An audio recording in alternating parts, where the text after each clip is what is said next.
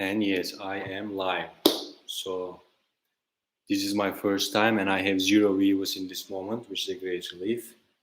And basically my intention here is to show up and share what I naturally think to myself.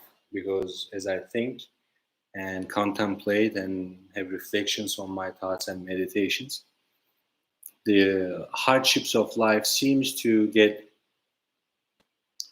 maybe easier to handle, or your responses to what's going on in the events of your life may actually make you live in a more peaceful state. Anyways, there's a lot of blabber going on because this is not because this is my first stream, but because that's how I think. And if you like a little bit more structure, please go ahead and have a structural way of thinking. If you can manage how to structuralize your sensations, your thoughts, and then be content with it, then this channel is not for you. But if you are a kind of person who has quote unquote weird thoughts and different perspectives, and then just goes, huh, what if then I might have one or two interesting points of perspectives for you. So the name of this podcast is an introduction because this is going to be saved for other people to listen to. The name of this podcast is 100% Theory and 100% Practice. And what do I mean by that is the understanding of philosophy, theory, spirituality, being apart from the material, the practice, and the everyday, your physical, basic life. The main issue is the idea that these are separate lives, these are separate sides of you. And most of the time, I try to bring the awareness of people to the concept of self. And this self is unique within its expression, however, indispensably similar within its nature in each and every one of us. We all, I mean, if we were talking about body, we all bleed the same, we all sweat, and then when you hit, we all pass out or die. Just we all are hungry, we all need to pee.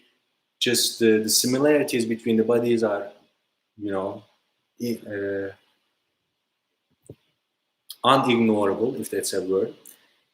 But then the expressions of the body, see, my nose is like this, your hair is like that, this is chin is like this. So although they are in essence very similar, they express themselves differently, the bodies.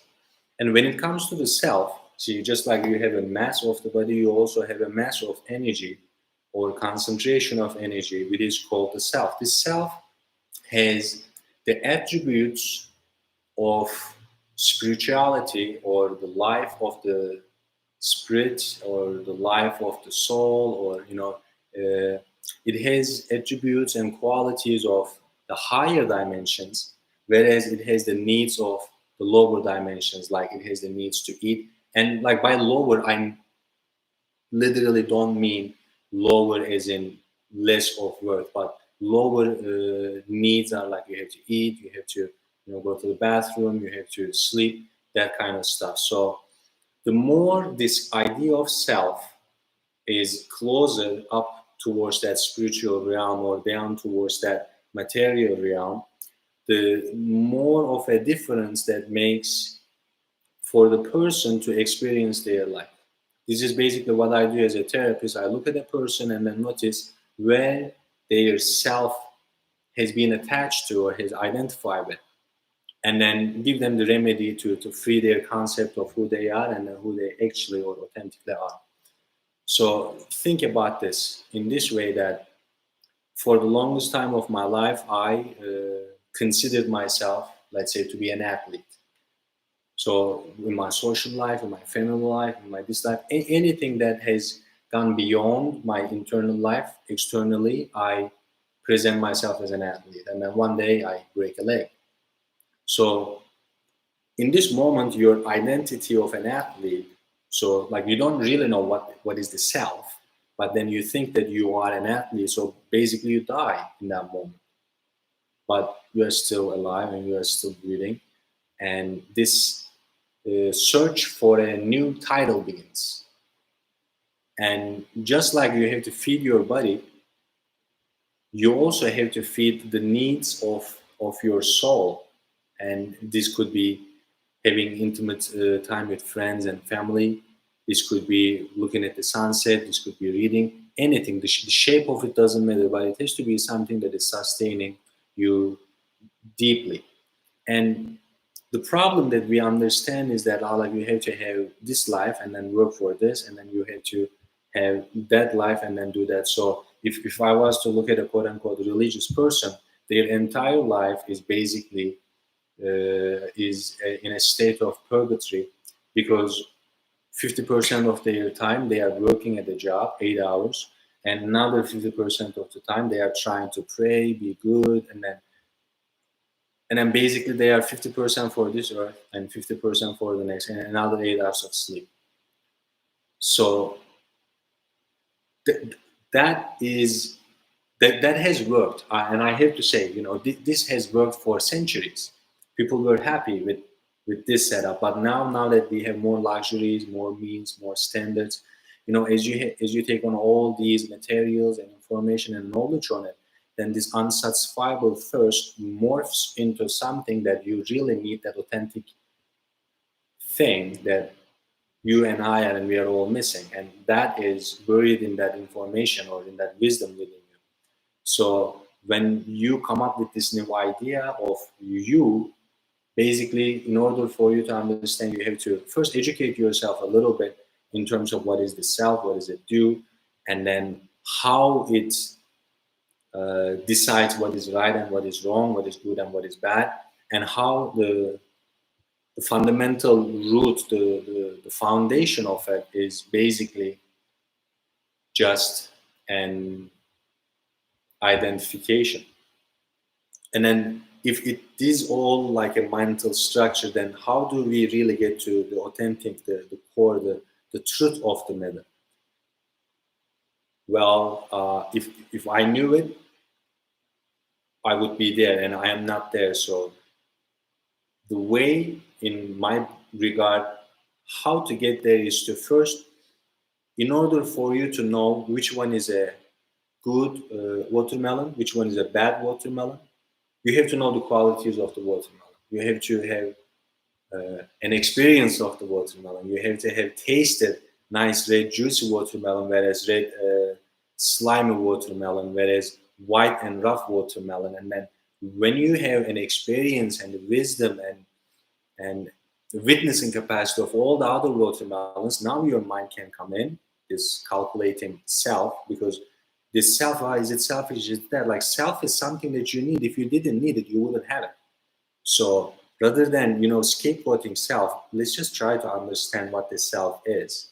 And that's basically looking at so many watermelons all along your life, and then eventually knowing without breaking the watermelon. Because most of us just break something to see what is inside. Like we break hearts, we break connections, we break everything just so you know what is inside of it. But then there comes a point that you will not have to break a watermelon to know whether it's a good watermelon or a bad watermelon. And in order for this, you have to know that first of all, the sound of the watermelon has to be great. Second of all, the smell. Third of all, the root. It should not be too dry. And fourth, it has to have a yellow patch, and on the yellow patch there has to be little webbings, because that means that little bees came on and then smelled the watermelon and say, oh, this is juicy, and then started sucking on the nectar of the watermelon. So once you know these signs, it's so easy to know what's a good watermelon. And once you know the signs and the indications and the exposure of the self, then you will understand, hey, like this is the self that is helping me get this. This is the self that is inhibiting me from getting that. Then you will be able to play. Then you will be able to speak. But up until that time, once you don't really know what the self is, then basically you are just playing in a game with blindfolds. So for that reason, these live streams will be my things and thoughts, and then I'll structure it in a way that every week I build up a little bit more and a little bit more, in about 7 to 10 to 11. I don't know. I don't want to put a cap on it, But in about some weeks, I will completely cover the idea of what is the self, have so many examples from real life examples on it, and then if necessary, we will do Q&A. So for the first week, as an intro, just be pumped up for the next week, upcoming week on Wednesday. And a little bit of a homework that I have taught, that just to like let things simmer in the mind. Try to hear the part of you that knows things. Not the gut sensation, not a feeling, but when somebody cuts you in the traffic, the part of you that says, oh, you should not cut people in traffic. When you see something wrong and then you react to that part of you, I want you to listen to it. Just like you hear my voice in your eardrums, can you listen to the part of you that has a comment on everything? Everything maybe a bit more fixed, maybe a bit more better, maybe a bit more this. But then even you can do this in your now sitting. When you are sitting, and then I think that like the light is a bit more off, it doesn't look professional, and I'm like all of these things is in the back of my head. I should have the headset, the microphone, and none of that is actually coming from my soul. That is my perception of me, and then what people are going to think. So I'm still in some part of my brain trying to contract an identity that I can outsource. So rather than outsourcing it, now I am just listening to the part of me that is thinking. Can you be with the part of you that is self-conscious? Can you be with the part of you that has self-doubts? Then can you be with the part of you that needs safety or maybe a bit scared? So lend your ears to your thoughts and listen to them in a way that you are listening, let's say, to a little kid talk. Little kids, they know so much, and then they talk. And then rather than like little kid talking was like whatever, what you want to show to the kid is like, oh wow, this is so interesting. The kid is talking to me. Same thing. Like even if the kid says that this is that, you don't react to it because you know that it's a kid talking and it's cute. So can you be that person to yourself? That is our starting point. Can you be a curious, compassionate listener to your own doubts, to your own thoughts, to your own emotions? And as we move on, more of this is going to make sense. Take your time. Please stay in peace. If you have not already subscribed to my channel, this is going to be my means of share. Maybe give the video a like, and I will see you guys next time. Also, give a lot of feedback because what I want to give has to resonate with you. So I would like to make sure that you are receiving what you need out of this. And peace and blessings. Good night.